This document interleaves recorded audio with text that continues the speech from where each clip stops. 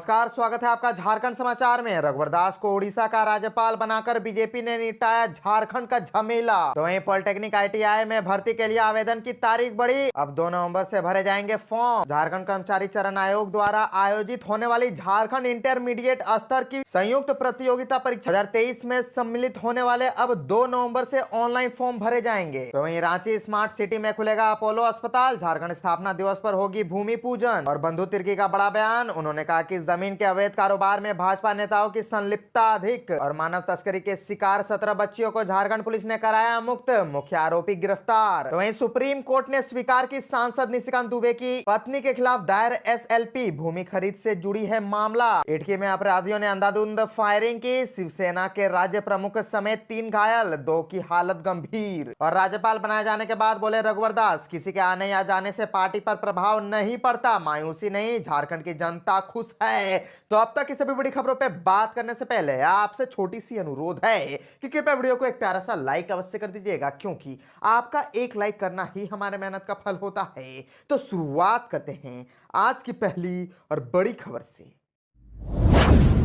इस वक्त की बड़ी खबर झारखंड से आ रही है, जहां रघुवर दास को उड़ीसा का राज्यपाल बनाकर बीजेपी ने निपटाया झारखंड का झमेला। दरअसल झारखंड के पूर्व मुख्यमंत्री रघुवर दास को उड़ीसा का राज्यपाल नियुक्त करने के बाद झारखंड भाजपा में खुशी और खामोशी दोनों दिखने को मिल रही है। इस दौरान दास से मिलने आने वाले का तांता लगा हुआ है, लोग उन्हें नियुक्ति की बधाई देने आ रहे हैं। हालांकि ऐसा माना जा रहा है कि 2024 के लोकसभा चुनाव और विधानसभा चुनाव से पहले रघुवर दास की नियुक्ति के साथ ही रघुवर दास, अर्जुन मुंडा और बाबूलाल मरांडी के बीच झारखंड भाजपा में नेतृत्व का मामला सुलझ गया है। और रघुवर दास को राज्यपाल बनाए जाने के बाद रघुवर दास ने इस संबंध में जमशेदपुर में प्रेस कॉन्फ्रेंस पर पार्टी के शीर्ष नेतृत्व को धन्यवाद दिया है। उन्होंने झारखंड और खासकर जमशेदपुर की जनता का आभार जताते हुए बधाई भी दी। आपको बताते चले कि रघुवर दास ने प्रेस कॉन्फ्रेंस में कहा कि एक साधारण मजदूर को आज इतनी बड़ी संवैधानिक पद की जिम्मेदारी मिली है, यह बहुत ही बड़ी बात है। पूरे राज्य की जनता, कार्यकर्ता और नेता खुश है, कहीं कोई मायूसी नहीं है, यह बड़ी जिम्मेदारी है। पहली बार जमशेदपुर के मजदूर और संवैधानिक पद का दायित्व दिया है एक कार्यकर्ता जो उड़ीसा जैसे राज्य में संवैधानिक जिम्मेदारी संभालने जा रहा है। रघुवर दास ने कहा कि आने या जाने से पार्टी में कोई असर नहीं पड़ता है, भाजपा बड़ी पार्टी है, यह कार्यकर्ताओं की पार्टी है, मैं भी एक कार्यकर्ता था। पार्टी ने दीनानाथ पांडे का टिकट काटकर मुझे, एक साधारण कार्यकर्ता को जिम्मेदारी सौंपी थी। भाजपा में एक से बढ़कर एक कार्यकर्ता है, यह बड़ी फौज है। पार्टी जिसे जहां भी दायित्व दे उसे पार्टी के कार्यकर्ता पूरी ईमानदारी से निभाए। प्रेस कॉन्फ्रेंस के बाद कार्यकर्ताओं ने रघुवर दास को मिठाई भी खिलाई।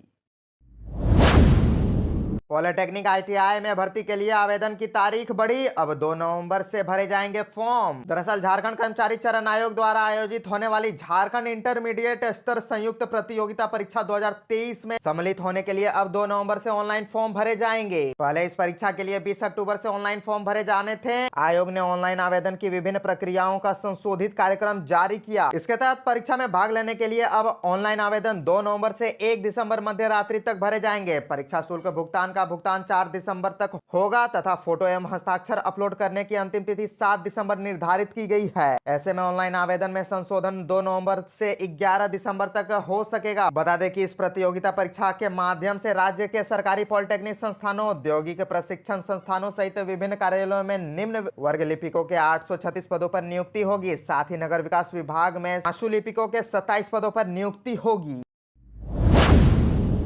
रांची स्मार्ट सिटी में खुलेगा अपोलो अस्पताल। झारखंड स्थापना दिवस पर होगी भूमि पूजन। झारखंड में स्वास्थ्य व्यवस्था को दुरुस्त करने का प्रयास किया जा रहा है। झारखंड स्थापना दिवस पर रांची स्मार्ट सिटी परिसर में Apollo multi super speciality hospital का भूमि पूजन किया जाएगा। मुख्यमंत्री हेमंत सोरेन ने इस बाबत अधिकारियों को निर्देश भी दिया है। सीएम की उपस्थिति में रांची स्मार्ट सिटी के एरिया बेस्ड डेवलपमेंट क्षेत्र में अपोलो अस्पताल के निर्माण के लिए रांची नगर निगम और Apollo hospital enterprises limited Chennai के बीच इस डीड पर हस्ताक्षर हुआ। मुख्यमंत्री ने कहा कि राज्य में सरकारी अस्पताल की व्यवस्था मजबूत करने के साथ निजी अस्पताल खोलने के लिए सरकार कई रियायतें दे रही है। राज्यवासियों को बेहतर और आधुनिक चिकित्सकीय सुविधा उपलब्ध कराना सरकार की सर्वोच्च प्राथमिकता है।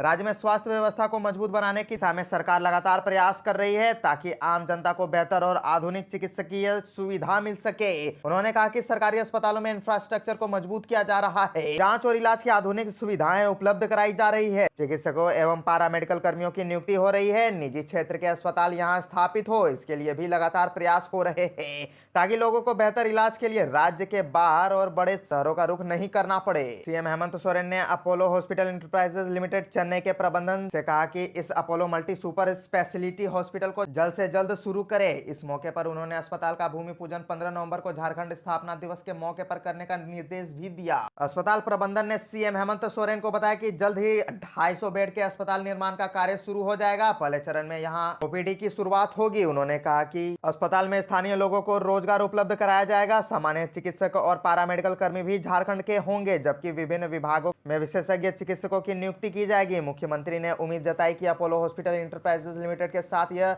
समझौता विश्व स्तरीय स्वास्थ्य सुविधा उपलब्ध कराने की दिशा में मील का पत्थर साबित होगा।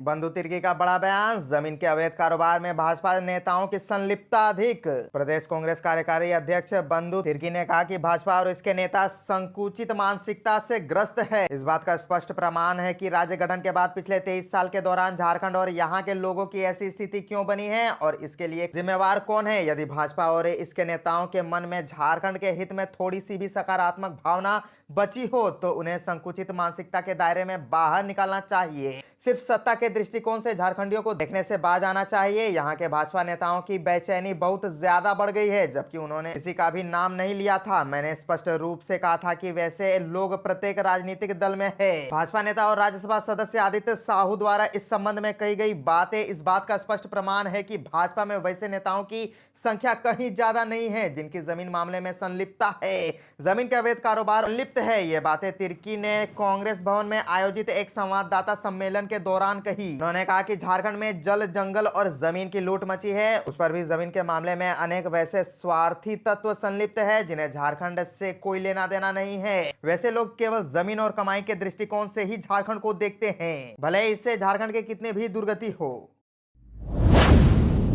मानव तस्करी के शिकार 17 बच्चियों को झारखंड पुलिस ने कराया मुक्त, मुख्य आरोपी गिरफ्तार। लातेहार पुलिस को बड़ी कामयाबी मिली है। पुलिस ने न केवल 17 बच्चियों को दूसरे राज्य दिल्ली से बरामद किया, बल्कि इस मामले में गोपी चंद महतो को गिरफ्तार कर जेल भी भेज दिया है। वहीं दूसरे राज्य से लाई बच्चियों को उनके परिजनों को भी सौंप दिया गया है। गौरतलब है कि लातेहार जिला आदिवासी बाहुल्य क्षेत्र है। इसका फायदा बिचौलिया बखूबी उठाते हैं। ज्ञात हो कि लातेहार जिले में विभिन्न थाना क्षेत्र में बिचौलिया हावी है। रोजगार दिलाने और अच्छा पैसा दिलाने का प्रलोभन देकर दूसरे राज्य दिल्ली में ले जाते बच्चे, लेकिन बच्चियों के घर आने की उम्मीद नहीं होती है। लेकिन लातेहार एसपी अंजनी अंजन ने विभिन्न क्षेत्रों से 16 बच्चियों को वर्षों से घर आने की उम्मीद छोड़ चुकी बच्चियों को उनके परिजनों से मिलाया है। वहीं बच्चियों के वापसी परिजन में बहुत ही खुशी है। वहीं परिजनों ने बताया कि हम लोग उम्मीद ही छोड़ चुके थे कि हमारी बच्ची कभी घर भी आएगी। पुलिस ने आज हमें बच्चियों को मिलाया, इसको लेकर पुलिस को बधाई देता हूँ।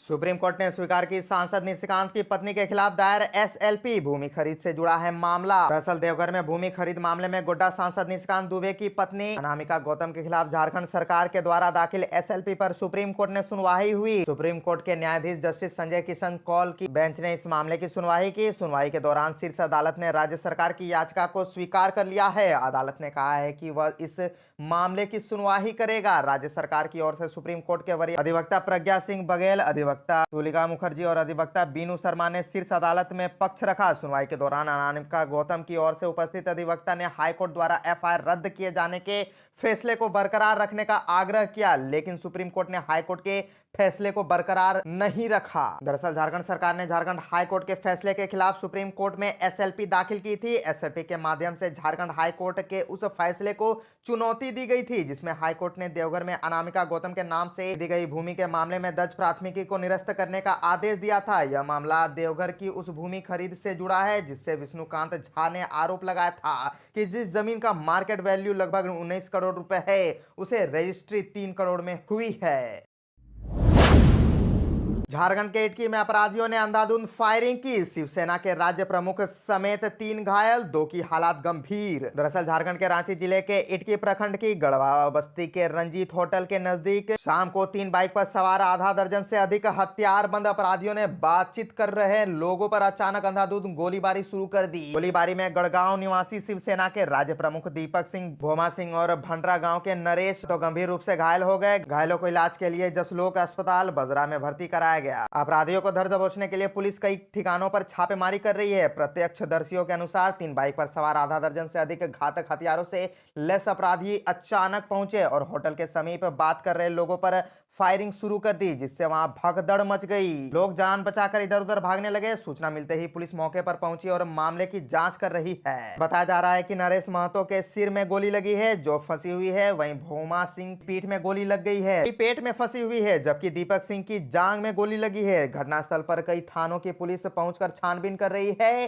छानबीन में पुलिस ने घटनास्थल पर 3 गोली का खोखा बरामद किया है।